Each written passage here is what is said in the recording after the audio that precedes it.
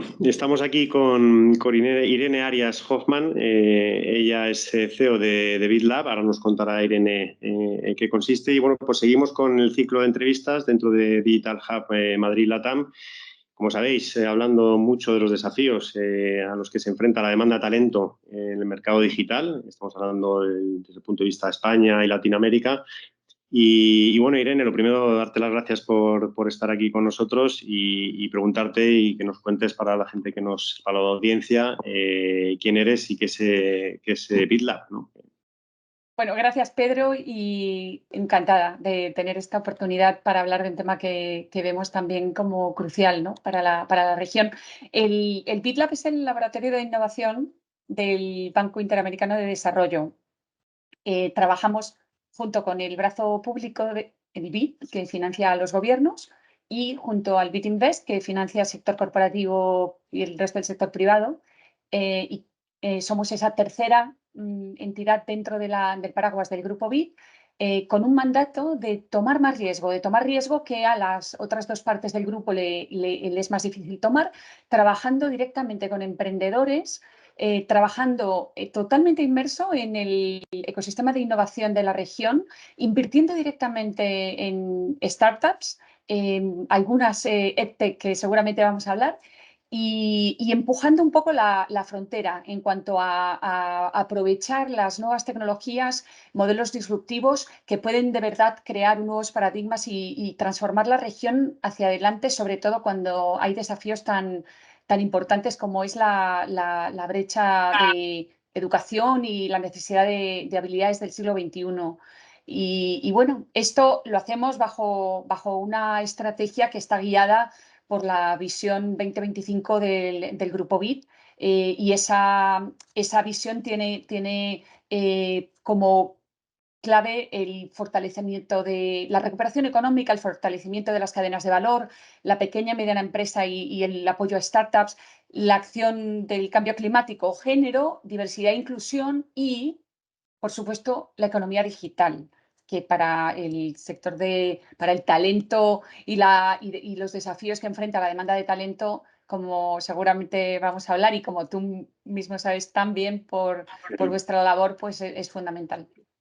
Que bueno, oye, pues has empezado fuerte, Irene, me encanta. Riesgo, startups, oye, pues yo vengo de ese mundo en origen, de hecho acabé por accidente, como el que dice, en el entorno digital. Yo venía de un sector más tradicional, del financiero, de la banca, y bueno, acabé aquí por empeñarme, por emprendimiento y demás, ¿no? Y entonces yo creo que iniciativas como estas a mí me hubiese encantado conoceros unos años atrás, ¿no? Porque ni había tanto, ni era tan accesible y, bueno, pues hubiese sido un placer. Oye, pues...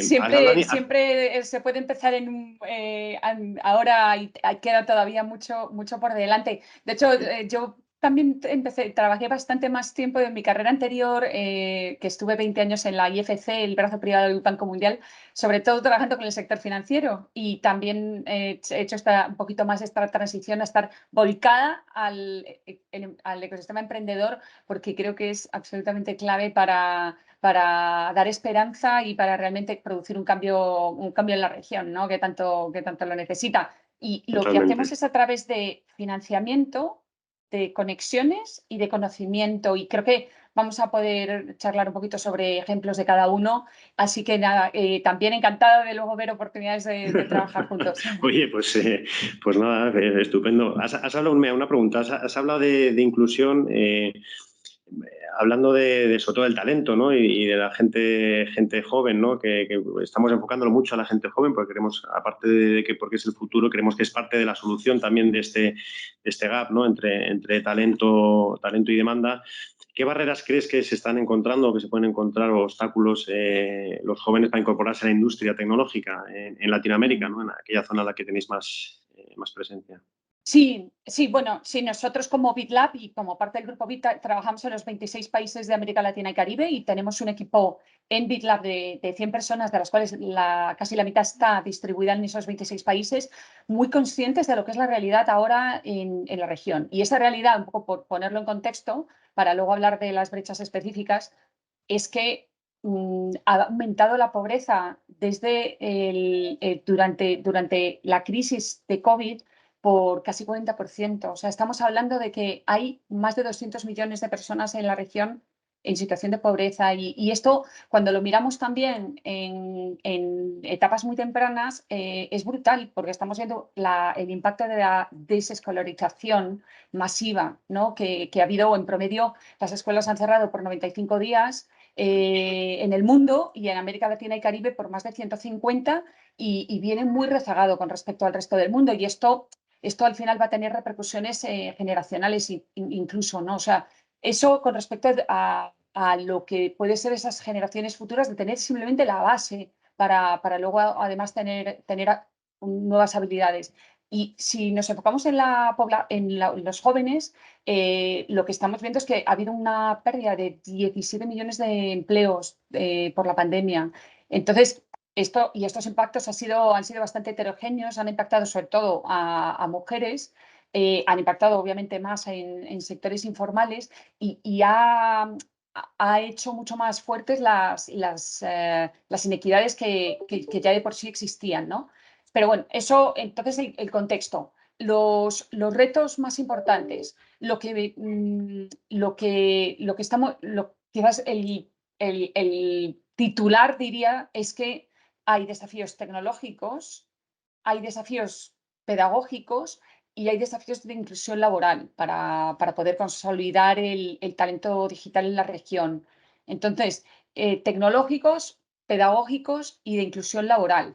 ¿Qué significa esto? Bueno, mencionaba antes que desde BitLab hacemos financiamiento, o sea, ponemos capital en startups, capital en fondos de capital emprendedor, y financiamos también proyectos de prototipos que pueden hacer testeos o ideación de nuevas formas de resolver estos retos, pero también hacemos conexiones con diferentes actores para hacer posibles esas soluciones y conocimiento. Y en conocimiento, te voy a dar una primicia porque estamos con una publicación con Holon IQ, que es líder en el sector de EdTech a nivel mundial, y tenemos una alianza con ellos para para hacer realmente un trabajo muy analítico para entender estos tres desafíos y luego poder ver si las soluciones que encontramos son relevantes para atacar el problema. Entonces, luego si quieres podemos hablar un poquito más de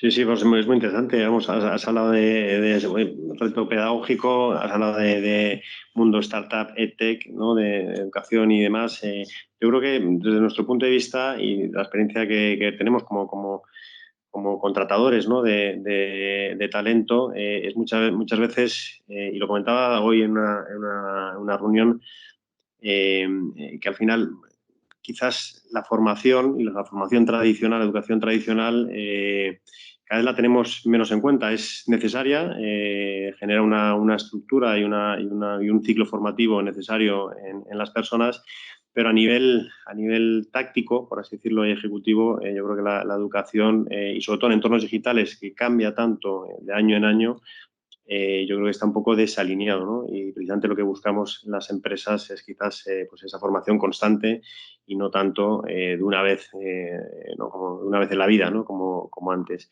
Totalmente, totalmente. Sí, Sí. dime. No, ¿Qué opinión en tienes? Sí. realidad, porque estoy totalmente de acuerdo, o sea, y no es solamente mirar ni la etapa temprana, jóvenes, sino la educación durante toda la vida. Nos hemos volcado bastante también en ver lo que son las necesidades de la población que va envejeciendo cada vez más rápidamente en la región, ¿no? Y eso también, esa parte de economía plateada, ¿no? Pero en general, viendo todo esto como, bueno, siendo laboratorio de innovación y trabajando constantemente con emprendedores, siempre viendo un poco el lado de la oportunidad, el ver cómo resolver esto, teniendo en cuenta que estamos hablando en la parte de formación, de lo que hablabas ahora, de habilidades digitales, de 500 millones de personas en la región que lo necesitan. Tanto los 180 millones de estudiantes en el sistema, solamente incluyendo los del sistema formal de educación, como los 300 millones de trabajadores y personas que buscan empleo.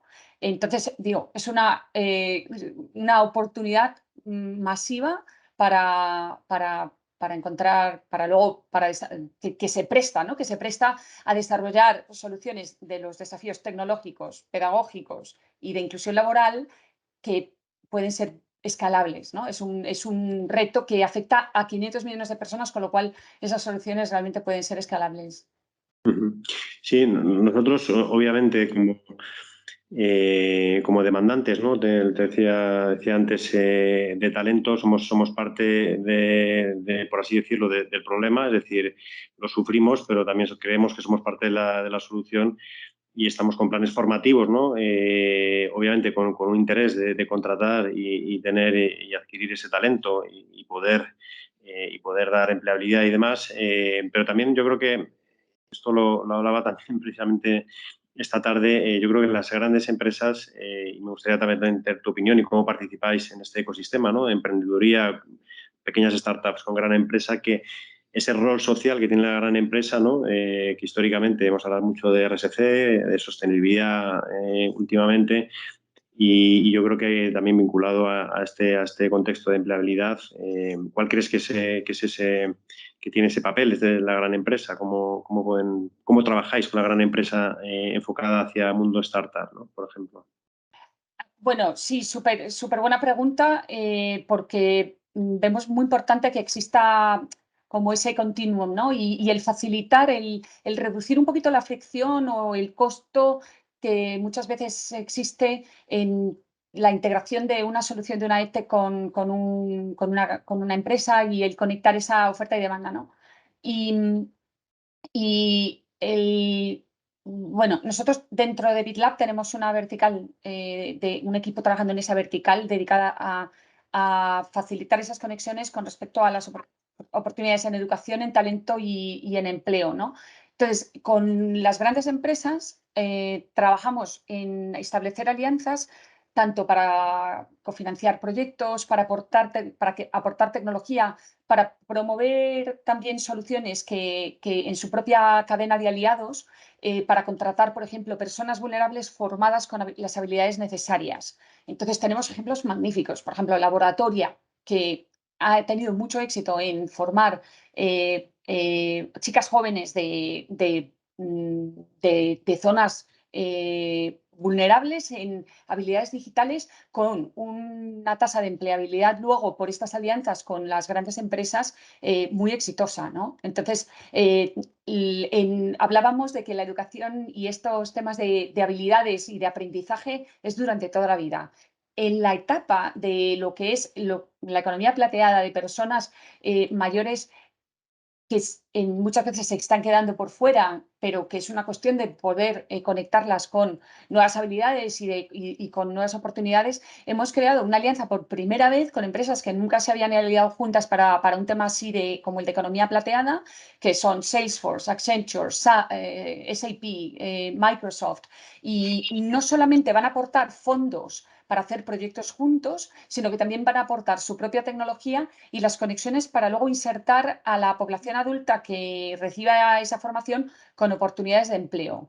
Otro ejemplo, Google, y con ellos estamos trabajando programas bastante interesantes de formación mediante bootcamps de programación y de certificaciones cortas del sector de las tecnologías de información en Brasil y Panamá, y para incorporar a jóvenes de áreas, digamos, jóvenes pobres, vulnerables de la región, que no tendrían normalmente acceso a este tipo de formación, darles competencias con la acreditación necesaria para luego vincularlos al mercado laboral. Y todas estas alianzas han tenido éxito y además una apuesta realmente a largo plazo, ¿no?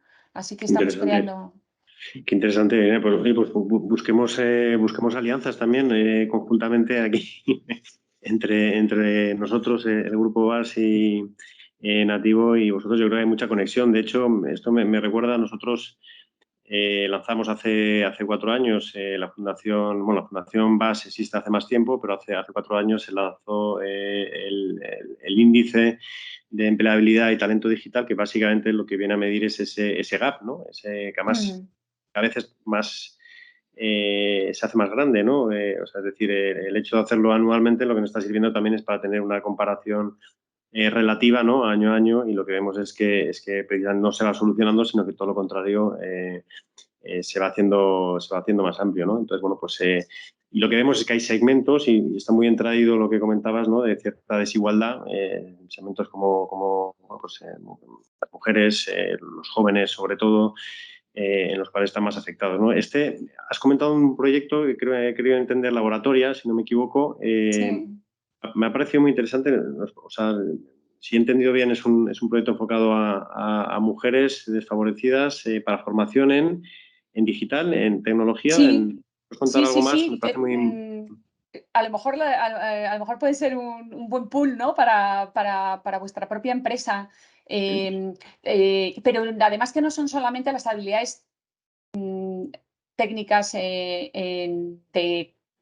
y de full stack, web development, todo, ¿no? Sino también las habilidades blandas, la forma de trabajo, la forma de pensar, la autoestima, el poder resolver retos reales. En la propia formación de laboratorio está obviamente incorporados retos reales de compañías. Muchas de estas terminan trabajando luego para estas compañías. Entonces, hay muchos modelos así, y como parte lo que estamos haciendo también es poner en el mapa y dar visibilidad a, a compañías como Laboratoria, y también a lo que son ya más de 1.500 EdTechs de la región, que antes no estaban para nada en el mapa, y que también las empresas grandes y el gobierno las vea como posibles aliados de solución, y de nuevo, ¿no? Que sea más fácil integrar sus soluciones, que muchas veces están muchísimo mejor adaptadas al contexto local y para necesidades puntuales, y son más ágiles que las que solos el gobierno o las empresas podrían desarrollar. Entonces, poner en el mapa el potencial que esto representa de estas startups, y yo creo que también los inversionistas están entendiendo esta oportunidad, ¿no? Y la inversión en el sector EdTech se ha multiplicado por 6 respecto a los últimos 5 años, y ha llegado a 300 billones solamente en los 3 primeros trimestres de este año. Esto significa además que se han creado 5.000 empleos a través de las EdTechs. O sea, ya es una industria. EdTech hace unos años en América Latina y Caribe eran ejemplos muy aislados y los inversionistas no estaban interesados. Ahora es una verdadera industria de foco, y que creo que tiene el potencial ya muy demostrado, ¿no? Qué bueno. Qué bueno. Hablabas de riesgo al principio, ¿no? Todo el mundo, bueno, pues relaciona el ecosistema de startup con cierto riesgo, ¿no? ¿Tenéis ejemplos de éxito, además que has podido comentar, y más allá de que la industria esté creciendo, ejemplos de éxito de empresas que hayan en los últimos años se hayan desarrollado y con vuestra ayuda, por cierto, en diferentes, hayan extendido fronteras y demás? Sí, bueno, hay bastantes ejemplos en el informe de Holon IQ. Vais a ver bastantes. Por ejemplo, en el área de bootcamps, hicimos una competencia, ¿no? Un Open Innovation Challenge, para ver cuáles eran los más relevantes y los mejores. DevF es uno de México, pero que trabaja en toda la región, que ganó y lo está haciendo muy bien. Hay ejemplos como Arucay en Colombia, que lo que ha hecho muy bien, porque es educación para K-12 y además de profesores, formación también de los profesores en STEM, y ha conseguido un reconocimiento y una integración en el sistema público educativo, ¿no? Que eso para la escalabilidad es fundamental. O MOVA en Brasil, o en Guatemala tenemos el programa Valentina, que es un poquito parecido al de Laboratoria, ¿no? Enfocado sobre todo en mujeres jóvenes. Hay realmente en la lista, en lo que hemos invertido, y en la lista de las 100 EdTechs más innovadoras de Latinoamérica y Caribe, que ha rankeado Holon IQ, aparecen estas y otras más. Y bueno, estamos abiertos a las siguientes cohortes de EdTechs que se presenten en nuestro proceso abierto de selección de nuevas startups para financiarlas.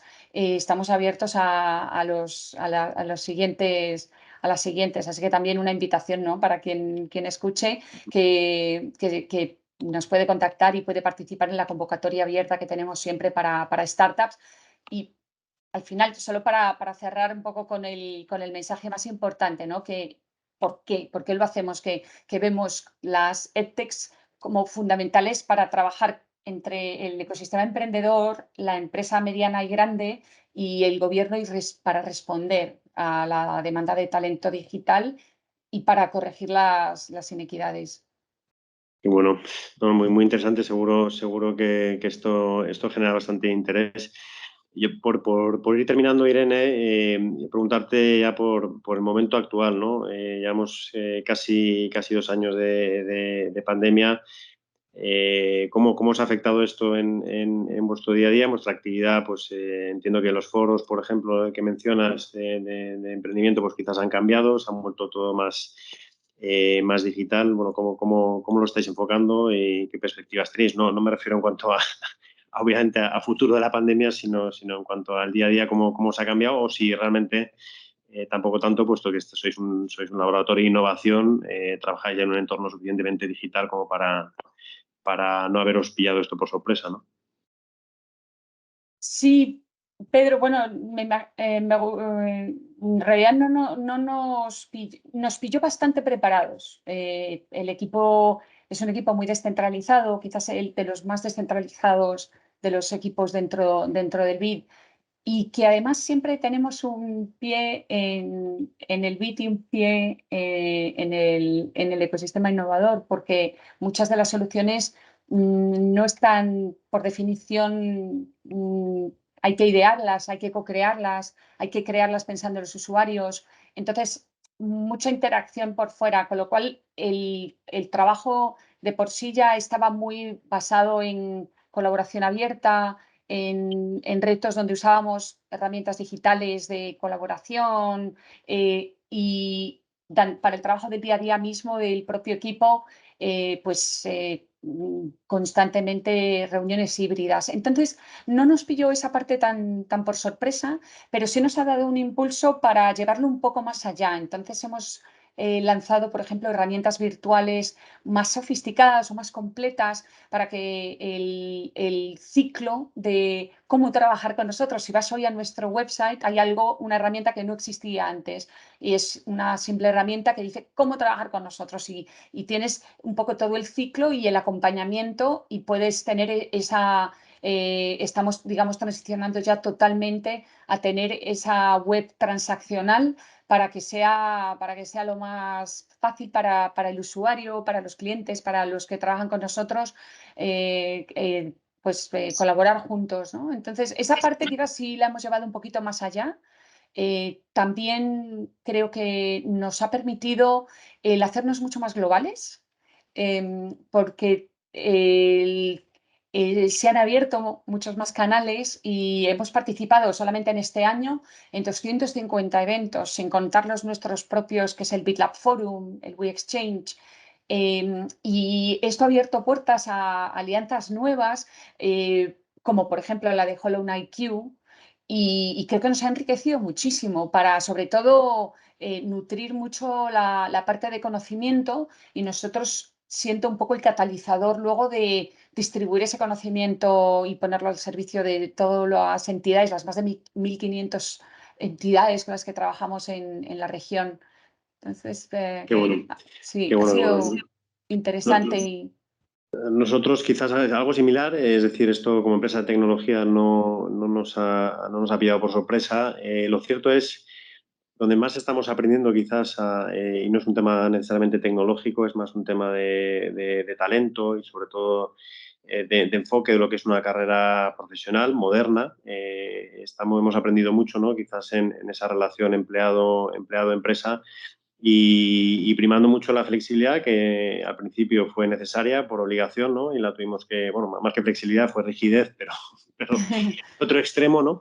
Y cuando ya volvimos un poco a algo más normal y por lo tanto la flexibilidad tomó sentido, pues bueno, pues ahí es cuando realmente hemos aprendido que bueno, pues esto va más allá de tener herramientas tecnológicas y realmente da en ofrecer una carrera a la gente joven, que además a mí me parece muy sano, sobre todo que a veces se pone como defecto, ¿no? Que den importancia pues, a la conciliación y a diferentes ámbitos un poco más, no como antes, ¿no? De una carrera profesional de larga duración, sino diferentes retos, proyectos y demás. Y yo creo que es muy sano, tiene que ver mucho también con el entorno digital y nosotros en parte también lo estamos favoreciendo, ¿no? Con una carrera más dinámica y como llamamos nosotros, con un modelo más smart working, ¿no? Vinculado a esto. Yo creo que, Irene, hemos tocado muchos temas, 20 minutos, la verdad es que no dan para mucho, tienes mucho que contar. No descarto que nos podamos volver a ver y